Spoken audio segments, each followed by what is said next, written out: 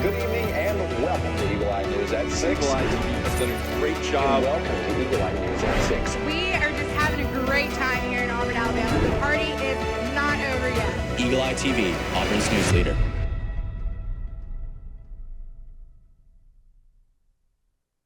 Good evening and welcome to Eagle Eye News at 6. I'm Allison Thomas. And I'm Gavin Dimmitt.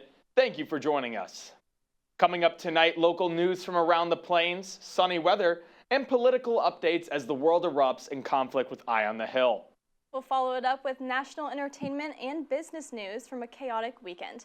Thank you for joining us. The U.S. is now in an ongoing conflict with Iran. On Saturday, February 28th, the United States carried out Operation Epic on Iran with a series of missile strikes after weeks of military buildup and threats with the Iranian government. President Trump said these strikes are to prevent Iran from making nuclear weapons and eliminate threats targeted towards American citizens. The United States holds that the operation was a preemptive attack. Here is what Secretary of State Marco Rubio has to say. There absolutely was an imminent threat, and the imminent threat was that we knew that if Iran was attacked, and we believed they would be attacked, that they would immediately come after us. And we were not going to sit there and absorb a blow before we responded, because the Department of War assessed that if we did that, if we waited for them to hit us first after they were attacked, and by someone else, Israel attacked them, they hit us first, and we waited for them to hit us, we would suffer more casualties and more deaths. We went proactively in a defensive way to prevent them from inflicting higher damage. We have a complex new update on the Opelika arson case. A Lee County District Court deposition alleges a $6,000 payment was made to carry out 2 daycare fires. The court filing alleges surveillance footage showed 2 subjects exiting a red Toyota Camry, walking toward the daycare carrying items consistent with incendiary devices, and fleeing minutes later. The Camry is registered to the mother of Michael Leon Green Jr. Cell tower records and FBI cast analysis reportedly placed Green and Brundage in the immediate area during the time frame of the fire. After his arrest, Johnson shared a statement on social media calling it a, quote, difficult moment and asking District 82 voters to continue evaluating his record as a candidate for the Alabama House. In one of many good volunteer events in Lee County, the Opelika Sportsplex held a large fundraiser. Last Saturday, the Opelika Sportsplex hosted the Empty Bowls fundraiser, an initiative that brings together community members to address food insecurity throughout creative action. The Opelika Auburn fundraiser, launched in 2014, supports the Food Bank of East Alabama. Since its founding, the event has raised nearly $100,000, demonstrating how collaboration can make an impact in the fight against hunger. When we come back, you'll get a weather update from Eagle Eye's Michael Brandis. You're watching Eagle Eye News at 6.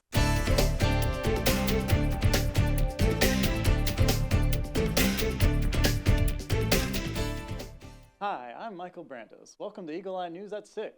Here is our weather outlook for this week on the plains.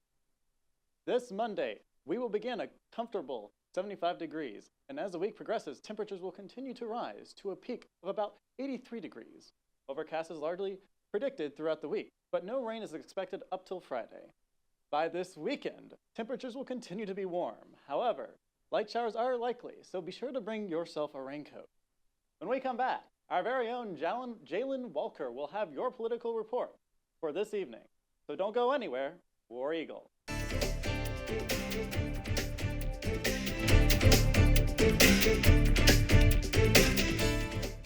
This weekend has brought changes at home and abroad.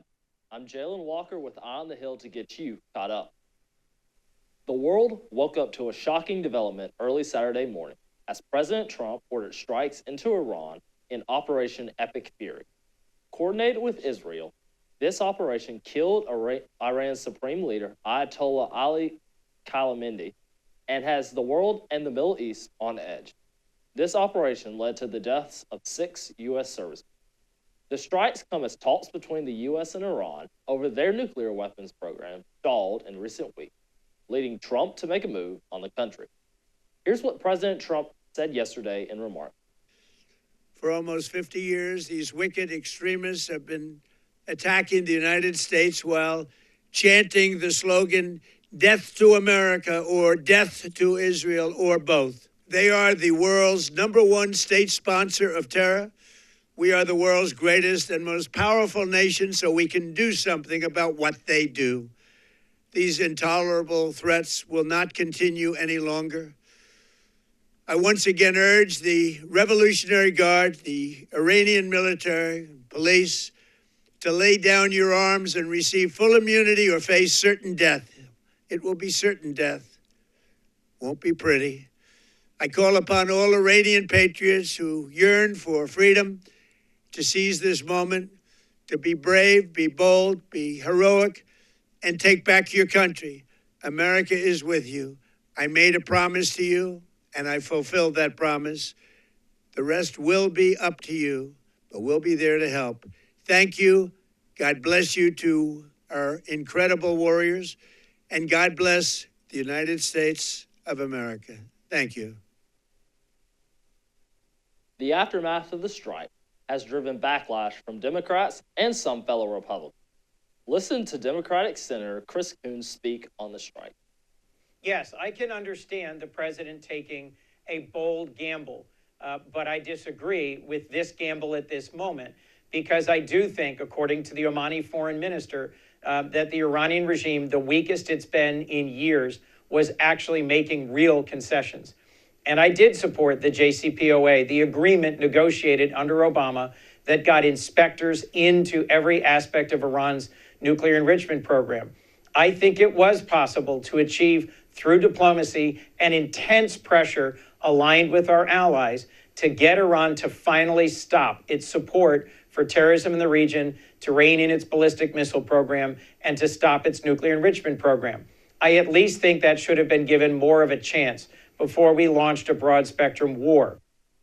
After the strikes in Iran, many are asking what's next for Iran. Iran will be led by an interim council until a new supreme leader is chosen. While Defense Secretary Pete Hegseth has said that this is not a, quote, regime change war, the interim Iranian regime has said that it will use, quote, crushing force to retaliate against America and Israel.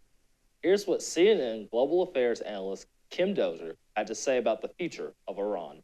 Intelligence analysts in various capitals have said that the most likely scenario is that the Islamic Revolutionary Guard Corps, the crack troops and the most organized, well-funded forces within Iran are the most likely to step in and take power in some authoritarian way and put some sort of puppet Ayatollah regime in power as the face and to fight onward.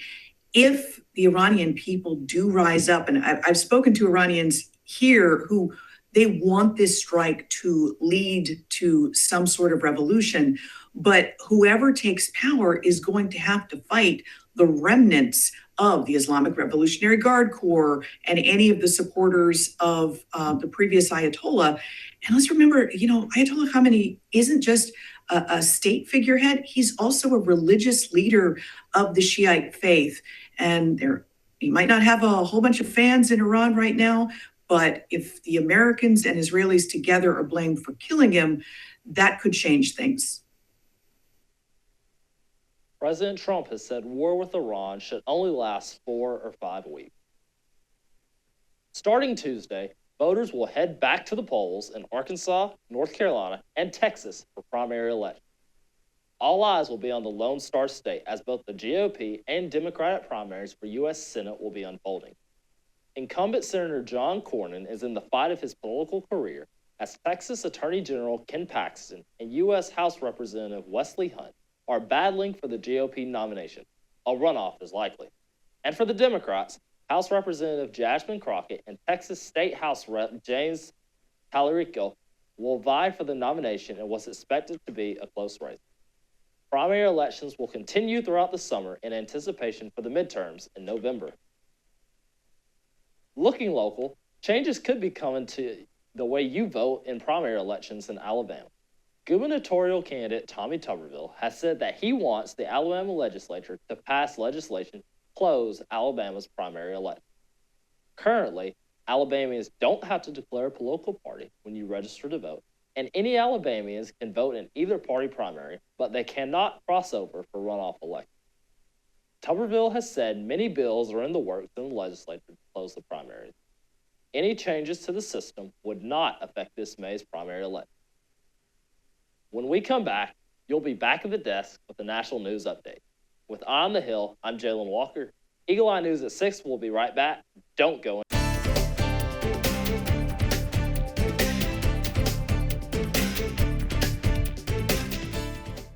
Welcome back to Eagle Eye News at 6. The advisor to Iran's Islamic Revolutionary Guard Corps warned that vessels passing through the Strait of Hormuz would be targeted. The Strait of Hormuz, a narrow waterway off Iran's southern coast, is the main route for shipping crude from oil-rich countries such as Saudi Arabia and Kuwait to the rest of the world. The strait is closed, and anyone who wishes to pass, our heroes in the IRGC Naval Force and the Army will set those ships on fire. Don't come to this region, General Abraham Jabari said in comments broadcast on Iran's state broadcaster IRIB. We will not allow oil to be exported from this region until they feel the pressure of being in a hard place, he added.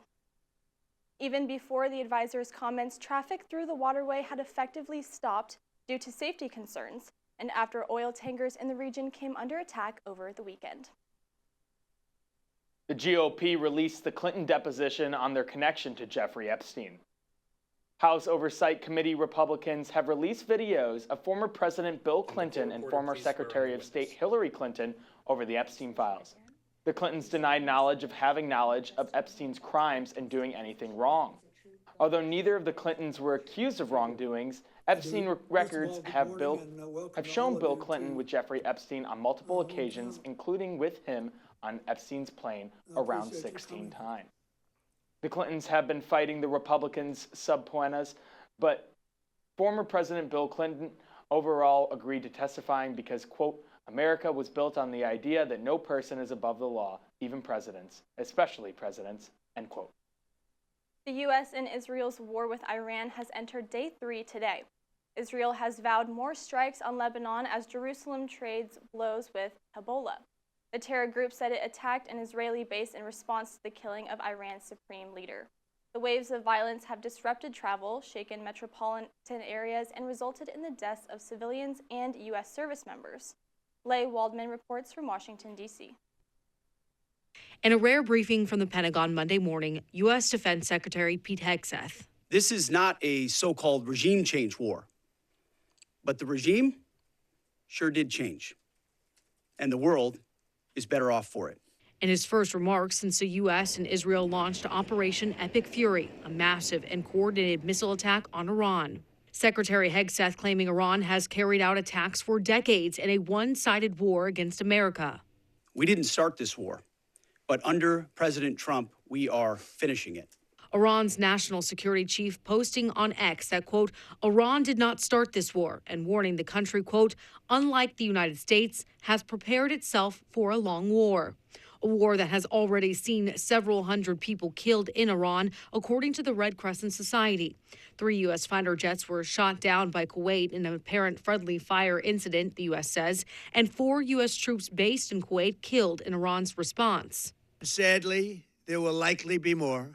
The chairman of the Joint Chiefs of Staff, General Dan Kane, cautioning the U.S. war against Iran will not consist of a single overnight operation and delivering a clear message to anyone who might threaten the U.S. Understand clearly, we can reach you, we can sustain the fight, and we can scale the fight, and we will prevail. With the Iranian Supreme Leader dead, questions remain as to who will lead the country. In Washington, D.C., I'm Leigh Waldman. When we return, you'll get an entertainment update with Eagle Eye's Ava Bradbury. You're watching Eagle Eye News at 6.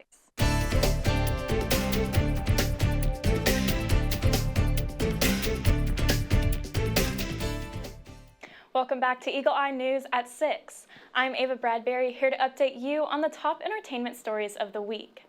Spider-Man co-stars Tom Holland and Zendaya are now married, according to the actress's stylist. Law Roach says the 29-year-old Hollywood elites wed in secret. Rumors began swirling after Zendaya was spotted with what appeared to be a gold wedding band last month. It seems to have taken the place of a diamond ring, which she wore to the Golden Globes in 2025. Zendaya, who stars in Euphoria and Dune Part 2, and Tom Holland, who portrays Peter Parker in the Spider-Man franchise, did not immediately respond to requests for comment. The music industry is mourning the loss of Neil Sedaka. Legendary singer-songwriter Neil Sedaka died Friday, according to a statement from his family released to People magazine. The Brooklyn native took to the piano at an early age and became part of Juilliard's children's prep program. During the 1950s and 1960s, Sedaka released several hits, including Oh Carol, Calendar Girl, and Happy Birthday, Sweet 16. Sedaka released more than 24 studio albums in his career and was inducted into the Songwriters Hall of Fame in 1983. Sedaka was 86 years old. SAG-AFTRA, the Screen Actors Guild, changed the name after its awards this year to the Actor Awards, putting the focus on actors honoring actors. David Daniel has the highlights from this year's award show. This year, the show got a little bit of a facelift. Like many people in this room can understand, we nipped the SAG.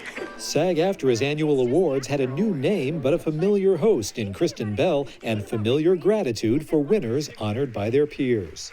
I love being an actor. I love actors. Working with you, playing with you, and when necessary, marching alongside of you has been the greatest joy of my life. Honoree Noah Wiley returned to the stage with the cast of The Pit to accept the award for Best TV Drama Ensemble. Seth Rogen topped that, taking the podium 3 times as the studio won Best TV Comedy Ensemble, and he accepted individual honors for himself and the late Catherine O'Hara. She really showed that you can be a genius and be kind, and one of those things does not have to come at the expense of the other. Harrison Ford received a Life Achievement Award. Thank you to SAG-AFTRA for honoring me with this prize. This is very encouraging. I wasn't expecting this, but it does really mean a lot to me from my peers. Film honorees included Amy Madigan for Weapons. To work with my heart in my hand and stand beside my brilliant, daring friends who show me their heart. I mean, what a way to spend a life. Thank you. Jesse Buckley for Hamnet. This ride has been unbelievable, so thank you for welcoming me in and making me feel seen. And Michael B. Jordan, who retook the stage with his Sinners cast to accept Best Motion Picture Ensemble. From the bottom of our hearts to the bottom of your hearts, thank you so much. Thank you so much for everything. In Hollywood, I'm David Daniel. Other winners included Kerry Russell for The Diplomat, Michelle Williams for Dying for Sex, and Sean Penn for One Battle After Another. And that is all I have for you tonight. When we come back, you'll get a business/consumer update from Allison and Gavin. I'm Ava Bradbury, and you're watching Eagle Eye News at 6. We'll be right back.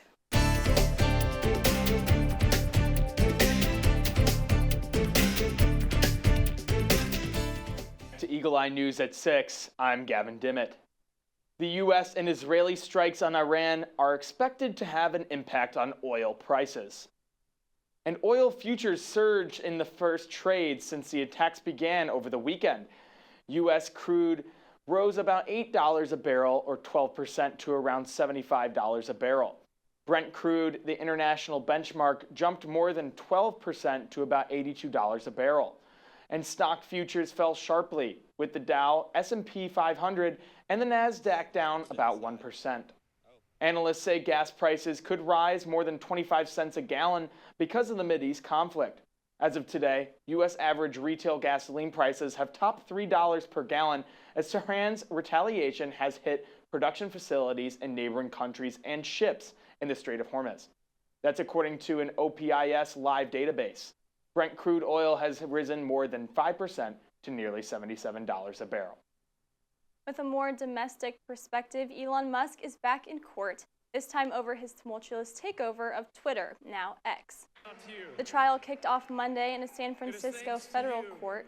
The case centers around statements made by Musk in May of 2022, when Musk said his deal to buy Twitter was temporarily on hold over concerns about spam accounts. Twitter shares fell sharply after these posts and remained volatile for months. Plaintiffs argue Musk publicly attacked the company in a strategy to drive down its market value, so he could potentially acquire Twitter for less than his original offer. Musk denies wrongdoing and says his statements were true at the time. The investors have not said how much they are seeking in damages. Ending tonight, a new entertainment merger is underway. This time, it's 2 streaming services. Paramount Plus and HBO Max will form a single streaming platform after Paramount's merger with Warner Bros. Discovery. Paramount CEO David Ellison announced the plan during an investor call Monday. Ellison did not reveal a name or pricing for the streamer, saying the combination would take place over the coming years. The merger must still be approved by regulations, which will take place at least over the next several months. When 2 companies like these merge, shareholders can expect some volatility between the 2 institutions as they expand into more markets and change competition. We're out of time, but for more Auburn news, head over to our website, eagleeyeauburn.com, and check out our social media pages. I'm Allison Thomas. And I'm Gavin Dimmitt. Thank you for watching, and War Eagle!